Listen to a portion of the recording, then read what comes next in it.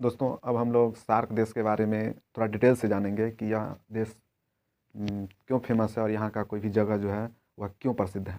ठीक है, तो सबसे पहले मालदीव के बारे में जानेंगे।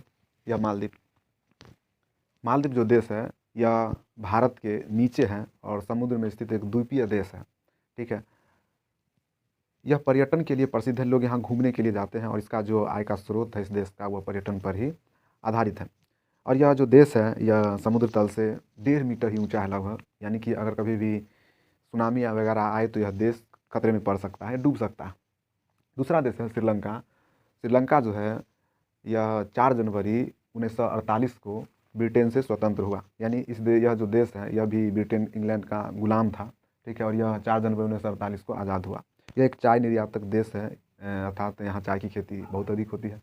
और यहाँ की सबसे लंबी नदी महावेली गंगा है, जिसकी लंबाई जो है 335 किलोमीटर। यानी अगर प्रश्न पूछ लिया जाए कि श्रीलंका की सबसे बड़ी या लंबी नदी कौन सी है, तो वह महावेली गंगा। ठीक है, और यहाँ की राजधानी जो है वर्तमान में तो श्री जयवर्धनेपुरम है, लेकिन इससे पहले जो है कोलंबो थी, उससे पहले जो है कैडी थी, और बहुत बहुत पहले जो है वह अनुराधापुर थी। और यहाँ का एक बंदरगाह है जो हम्बनटोटा बंदरगाह है, बहुत ही प्रसिद्ध बंदरगाह है। बंदरगाह का अर्थ होता है जहाँ पर पानी वाली जहाज़ें आती जाती है, लगती है, यानी कि समुद्र का वैसा किनारे वाला जगह जहाँ पर पानी वाली जहाज़ आती है, लगाई जाती है, उस स्थान को हम लोग बंदरगाह कहते हैं। और अगला देश है पाकिस्तान। पाकिस्तान जो है यह भारत का पड़ोसी देश है, जो भारत के पश्चिम साइड से सटती है। और यह जो देश है ये अपने आप को 1956 ईस्वी में इस्लामिक देश घोषित कर लिया। इस्लामिक देश अर्थात अपने देश को ये कहा कि यहाँ पर जो यहाँ के लोग जितने हैं ये इस्लाम धर्म को मानने वाले हैं। और यहाँ पर जगह थी एक तक्षशिला, जो आज भी है। वो तक्षशिला में विश्व की सबसे पहली विश्वविद्यालय थी, जिसका नाम तक्षशिला था। ठीक है, और इसका निर्माण जो है कराए थे राजा तक्ष। उसके बाद है आगे ननकाना साहब। ठीक है, ये जगह है जहाँ पर गुरु नानक का जन्म हुआ था। गुरु नानक जो थे वह सिख धर्म के प्रथम गुरु थे और उन्हीं का जन्म हुआ था। उनका जन्म जो हुआ था 15 अप्रैल 1469 ईस्वी को हुआ था। यहाँ पाकिस्तान का जो एक प्रसिद्ध बंदरगाह है जिसका नाम है ग्वादर। और पाकिस्तान में थार मरुस्थल का कुछ भाग है जिसे हम वहाँ के लोग चोलिस्तान बोलते हैं जगह को। और पाकिस्तान जो है यह नहरों वाला देश भी कहा जाता है। अगला देश है अफ़गानिस्तान। अफ़गानिस्तान यह देश जो है भारत के उत्तर दिशा में उत्तर पश्चिम कह लीजिए, उत्तर पश्चिम दिशा में स्थित यह देश है।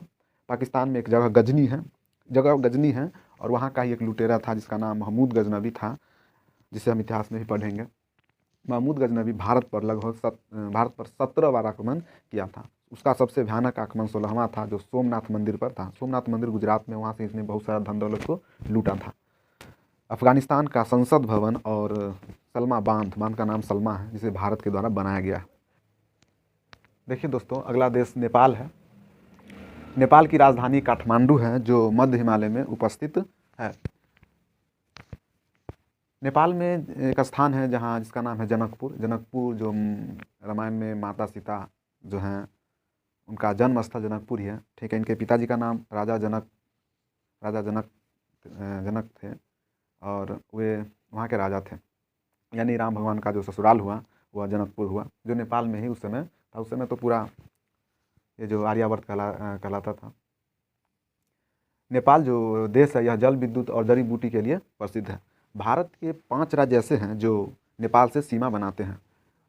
पहला उत्तराखंड है, दूसरा उत्तर प्रदेश, तीसरा बिहार, चौथा पश्चिम बंगाल और 5वां सिक्किम। ये 5 राज्य ऐसे हैं जो नेपाल से सीमा बनाते हैं। कभी कभी एग्जाम में पूछ लिया जाता है कि नेपाल से सटे हुए भारत के कौन कौन से राज्य हैं।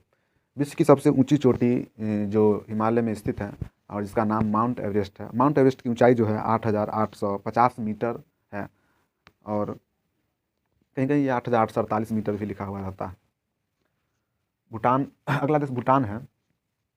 भूटान जो है ये तरित झंझावात का देश है। तरित झंझावात मतलब तरित जो बिजली चमकती है बारिश के समय। ठीक है, यहाँ अधिक बिजली गिरती रहती है क्योंकि यहाँ पर्वतों की संख्या, पर्वत श्रेणी बहुत सारा है, नेपाल के ही तरह है। ठीक है, लेकिन यहाँ तरित की समस्या बहुत अधिक है। यहाँ एक पर्वत है जिसे काला पर्वत कहते हैं। एक प्रश्न भी पूछा जाता है कि काला पर्वत कहाँ स्थित है, तो हम लोग कहेंगे कि भूटान में स्थित है।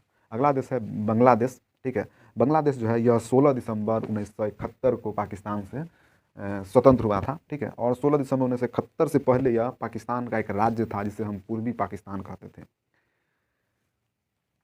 भारत के साथ सर्वाधिक सीमा वाला देश जो है यह बांग्लादेश ही है, ठीक है। और भारत का एक राज्य त्रिपुरा है जो पूर्वोत्तर भारत में है, ठीक है। और वह तीनों ओर से बांग्लादेश से घिरा हुआ राज्य है। विश्व में सर्वाधिक जूट का उत्पादन बांग्लादेश ही करता है और इसकी राजधानी जो ढाका है वह पद्मा के डेल्टा पर स्थित है, ठीक है। पद्मा जो है यह पद्मा नदी है जो बांग्लादेश की नदी है। यह नदी गंगा, भारत में जो गंगा नदी है यही नदी जब बांग्लादेश में जाती है तो वहाँ के लोग उस गंगा नदी को पद्मा नदी कहते हैं। और जो डेल्टा होती है वह डेल्टा नदी जो होती है वह समुद्र के मुहाने पर बहुत सारा कचरा और गाद को इकट्ठा करती है और वह जो है एक द्वीप जैसा संरचना बनता है, उसी को हम डेल्टा कहते हैं। और उसका जो आकार होता है वह त्रिभुजाकार होता है। तो उसी पर स्थित जो है यह बांग्लादेश की राजधानी ढाका जो है वह पद्मा के डेल्टा पर ही स्थित है। यानी वह नदियों के द्वारा बनाया हुआ जो भूमि क्षेत्र है उसी क्षेत्र पर राजधानी ढाका स्थित है। वहाँ पर एक चटगांव भी है, चटगांव बंदरगाह भी है। और एक स्वतंत्रता सेनानी सूर्य सेन थे जिन्होंने 18 अप्रैल 1930 को यहाँ के शस्त्रागार को लूट लिया था और इनको बाद में फांसी भी हुई थी। फांसी अंग्रेज़ों के द्वारा दी गई थी क्योंकि अंग्रेज़ों का एक शस्त्रागार जो है वह चटगांव में भी स्थित था। तो ये कुल मिला के सार्क के 8 देश थे और 8 देशों के बारे में हम लोगों ने बहुत अच्छा तरह से जाना है, ठीक है। इस चीज़ को आप नोट कर लीजिएगा कॉपी में ताकि आप बार बार इसको रिवाइज़ करेंगे तो बहुत आसानी से याद कर सकेंगे।